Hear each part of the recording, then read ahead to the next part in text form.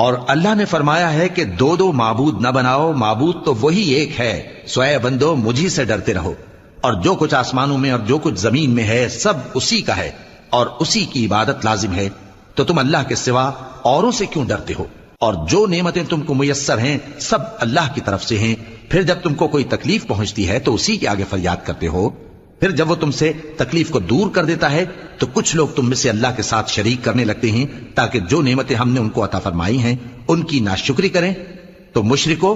دنیا میں فائدے اٹھا لو، پھر ان قریب تم کو اس کا انجام معلوم ہو جائے گا، اور ہمارے دیے ہوئے مال میں سے ایسی چیزوں کا حصہ مقرر کرتے ہیں جن کو جانتے ہی نہیں۔ کافرو اللہ کی قسم کہ جو تم جھوٹ باندھا کرتے ہو اس کی تم سے ضرور پرسش ہوگی۔ اور یہ لوگ اللہ کے لیے تو بیٹیاں تجویز کرتے ہیں، وہ پاک ہے، اور اپنے لیے بیٹے جو مرغوب دل پسند ہیں، اور جب ان میں سے کسی کو بیٹی کے پیدا ہونے کی خبر ملتی ہے تو اس کا منہ